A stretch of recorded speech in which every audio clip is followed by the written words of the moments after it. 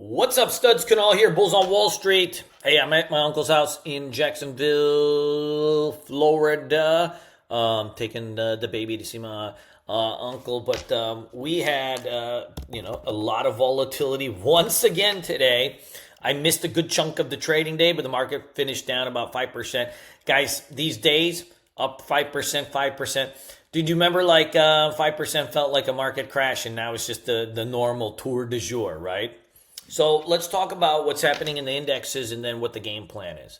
All right. So first of all, I didn't get to make a video yesterday after the NASDAQ's historic run yesterday where, we ran 12%. And look, yesterday we ran straight into the 20-day moving average. And so, we had obviously a huge amount of resistance there to be mindful of. And so, we faded off on that. Now, there's some good things I thought that happened about today. Even though the market was down 5%, it was an inside day, right? The bears gave it their all to take the market back down. At one point, we were down, give or take, almost to the halt level, right? So we opened down, we got flushed off, and around noon, we were at the halt level or just right above, or maybe I believe it got to the halt level, but it didn't stay there long enough for it to trigger. The bulls came in and turned the algos on immediately. Guys, it doesn't look like much because we're looking for, we're used to so much volatility. We went from the halt level to 447, so like 15 points on the QQQs in a few minutes, right? About 7 candles. Guys, the QQQs, the ATR on it used to be about 5 points. 5 points. Now we are getting intraday volatility that is 15, 16, 17 points, right? The ATR and the Qs is now 26 points. So we have all sorts of kind of cool stuff that's happening in terms of the range. The interesting thing about this market is that you don't have to be right a lot, and you only have to catch a chunk of the move, right? So you don't have to take any guesses. You can wait for trends to set up, whether you're bull, bear, whatever, and you just got to catch, right, a handful of these points, right? Right from, for example, from here to here would be about a whole day's worth of range in the markets 3 months ago, right? So you can just trade small guys, and you just got to catch a piece of the move. So don't worry about that. Now, look, I think this is the green shoot. They tried to halt the market, didn't halt. Tried to take it down, it didn't get taken down. To me, this is a higher low. We're still in the bounce spot, all right? I don't think that we're going to come back and break these lows anytime soon, in absence of all things. Yes, we were down 5% today, but look, they even kind of ran it back. Look at the wick on this thing. The wick on this thing is 20 points, give or take, 15 points, so we didn't close at lows, anything like that. There were buyers that stepped in and defended the market. And so, yes, we were down 5%. Yes, the sentiment is very low still. Yes, the VIX is obviously still very elevated. This is VXX.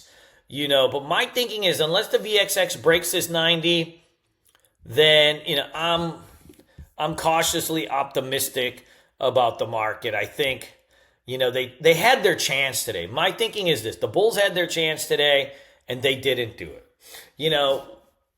Today caught a lot of people off guard because yesterday's squeeze, released probably all the hedges in, for the big funds and the big money, right? A lot of people in the Qs that were short or using shorts, had some shorts for hedges and all this, they had to cover into that squeeze because it came out of nowhere, right? And then today's big gap down caught probably everybody off sides too, and now they're thinking, man, dude, I was short, I got shaken out of my short, now I can't chase this thing back down. What do I do? So the volatility is here to stay. But in layman's terms, we did make some higher lows, and today was an inside day. Is there any good-looking stocks? No, not yet, right? You could see they're kind of all Every single one, like see this just looks like the QQQs, right? Microsoft looks fairly much like the QQQs. But these are inside days, and so we can use the previous day's range. Like see this Google? We can use this previous day's range and say like, okay, if we break over it, then we fill into this 200-day moving average, right? Same thing with Microsoft. Same thing, right, with this Palantir.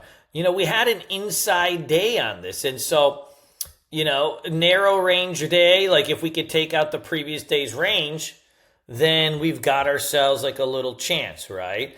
I think the same thing could be said with Tesla. They tried to take this thing down hardcore. It got to 239, right, or 240, and then just squeezed like a mother to 256. So the long-term structure is kind of still holding. Yes, it's inside like a larger term range, but it's an inside day, right? It's just a narrow range day, or a narrower range day, I should say, from the previous day. So let's watch the previous day's action and then today's action and see what we can do, right? I'm cautiously optimistic for a little bit of time. I don't think it's going to be easy, right? Like, look, these things were down 9%, but it's also still above this previous thing. So like you're kind of penis in between us right there. And that's a tricky spot. That's the backseat of your buddy's Volkswagen, right? You're not right nut. You're not left nut. You're not shotgun. You're riding bitch, right? You're the penis in between us. That's the worst spot to be, except the DD, right? Obviously the DD is the worst spot to be in, but that's the second worst spot. So we're penis in between us mode, but there's a possibility we get a little promotion, right?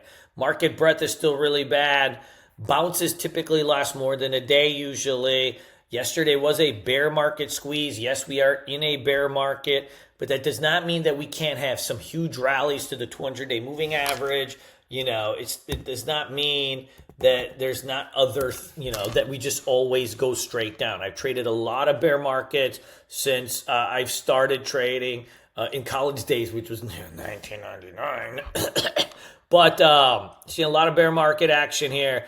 And this is just your classic squeeze. Now, this was bigger than any squeeze I've seen in a long time, but let's just say this was an inside day and we roll with it, right? I'd stay away. I know a lot of people are trying to bottom fish like some of these things like hymns and stuff. I don't know if it's the environment for that because the IWM is still really in the sauce and the TLT's been getting hit and stuff like that. But, you can see like it's kind of tightening up and it's no longer like just, going straight down. So these things are building out a little bit of range here. They're on some bigger support. So I would watch the IWM for a little confirmation, but, I'm cautiously optimistic that some of these more specky names at some point will hold off the 200-day moving average. So Oklo, Hims, Hood, cautiously watching them. Hood looks probably the best out of the group, but just watch the IWM too. You're going to need a little bit of specky action before we get into this. So guys, I don't have some big sexy watch list like I would in the bull market where I'm trying to uncover some gems. In this market, you trade the big boys, the really liquid names. If you need more juice, you can do options. But do you even need it when there's this much range? I don't think so. So guys, let me know if you have any questions. I love you guys. Peace.